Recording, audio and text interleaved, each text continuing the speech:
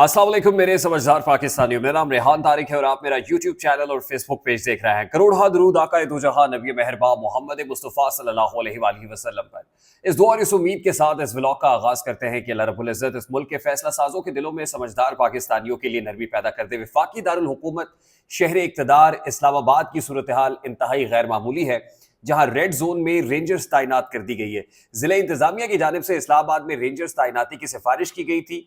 Red zone के दाखिली रास्तों पर भी रेंजर्स की कंपनी बुला ली गई है।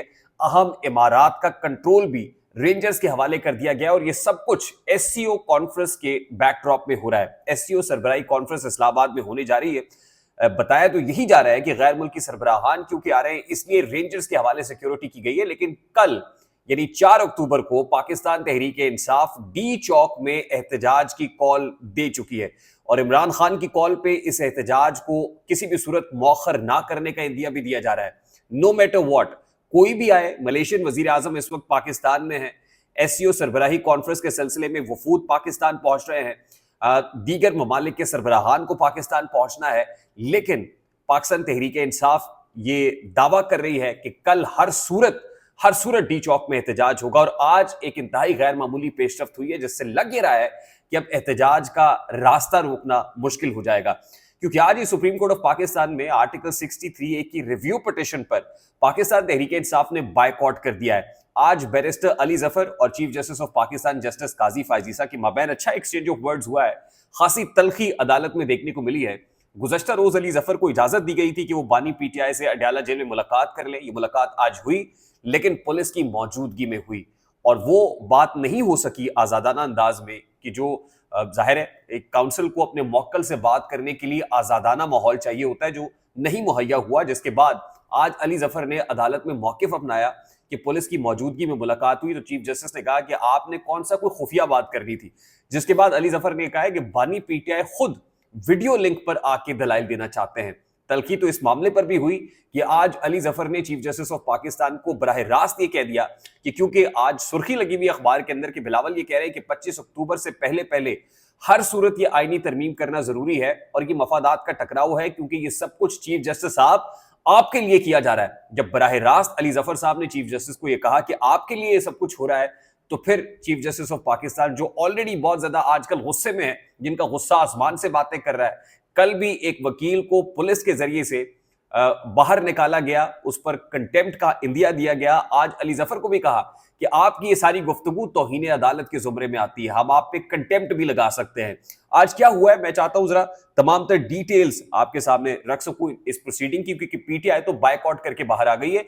लेकिन उससे पहले मैं आपको ये बता देना चाहता हूं कि आज दोपहर 3 बजे एक हंगामी प्रेस कॉन्फ्रेंस होने जा रही है और प्रेस कॉन्फ्रेंस कौन करेगा? प्रेस कॉन्फ्रेंस करेंगे फैसल वाडा साहब, सेनेटर फैसल वाडा। और सेनेटर फैसल वाडा का नाम जब आता है तो मेरे समझदार पाकिस्तानियों को पता है कि वो किसको रिप्रेजेंट करते हैं, एस्टैब्लिशमेंट का उनके साथ क्या ताल्लुक है।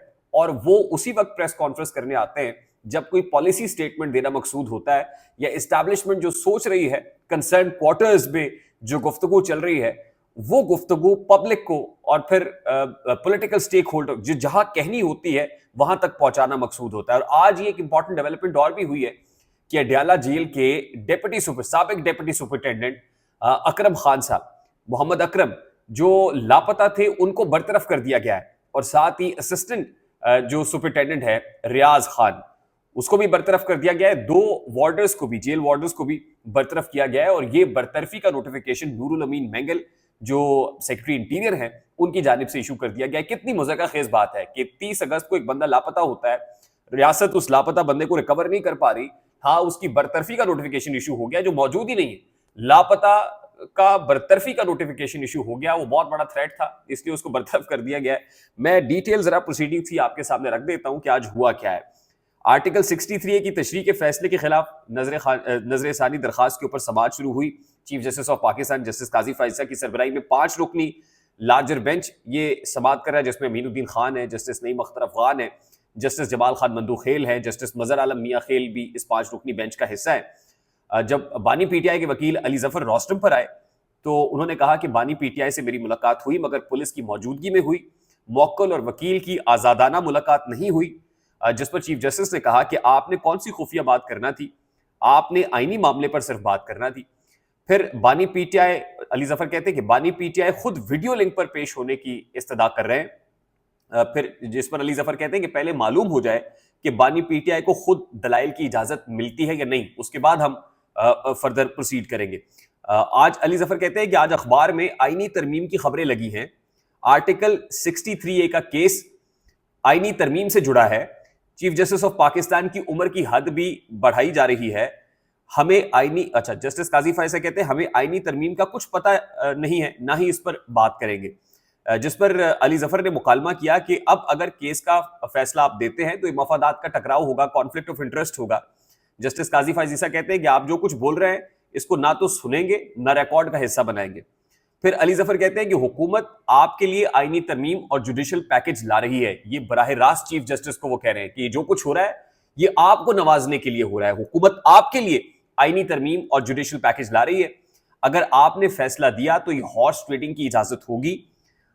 फिर जस्टिस काजी फायसा कहते हैं कि अब आप हद क्रॉस कर रहे हैं। हम आपको तौहीन अदालत का नोटिस कर सकते हैं। आप फैसले से पहले तौहीन आमेज बातें कर रहे हैं। ये बहुत बड़ा बयान है, ऐसी बात की इजाजत नहीं देंगे। जस्टिस जमाल मंदुखेल कहते हैं कि आप कैसे कह सकते हैं कि हम हॉर्स ट्रेडिंग की इजाजत दे रहे हैं। उसके बाद जो है अली जफर साहब कहते हैं कि मैं अगले 7 मिनट में कमरा अदालत से बाहर हूंगा। अगर बानी पीटीआई को इजाजत नहीं देंगे तो हम पेश नहीं होंगे। आपने बात, जस्टिस जमाल मंदुखेल कहते हैं आपने बात करनी है तो आज से नहीं बल्कि शुरू से करें। अली जफर कहते हैं मैं जो बात करना चाह रहा हूं वो आप करने नहीं दे रहे। जस्टिस काजी फायसा कहते हैं कि आप सियासी गुफ्तगू कर रहे हैं ताकि कल सुर्खी लगे। जिस पर अली जफर कहते हैं कि आज भी अखबार की एक सुर्खी लगी है कि आईनी तरमीम 25 अक्टूबर से कबल लाजमी है। हमें इस बात का मालूम नहीं, जस्टिस काजी फायसा कहते हैं। फिर जस्टिस काजी फायसा कहते हैं कि अदालतों का मजाक बनाना बंद करें।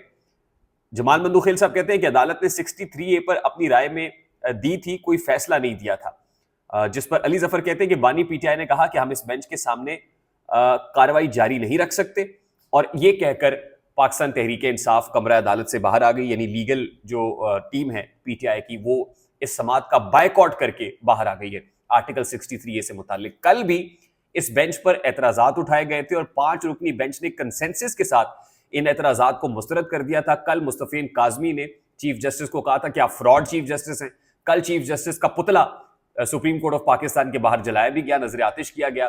और आज बानी पीटीआई से मुलाकात के बाद पीटीआई ने इन प्रोसीडिंग्स का बायकॉट ही कर दिया है, क्योंकि पीटीआई को यकीन हो गया है कि इस 5 रुकनी लार्जर बेंच ने 63A पर क्या फैसला देना है। उसके बाद फ्लोर क्रॉसिंग का रास्ता खुलेगा और 8 अक्टूबर को, आज सुबह जब अपने व्लॉग के अंदर हमने खबर दी थी कि 8 अक्टूबर को हुकूमत आईनी तरमीमी पैकेज हर सूरत पार्लियामान से मंजूर कराना चाहती है, जिसके लिए नवाज शरीफ को भी रोका गया है, जिसके लिए पूरी महफिल सजाई गई है। और अल्टीमेटली पीटीआई को फिक्स करना, इमरान खान को फिक्स करना मकसूद है।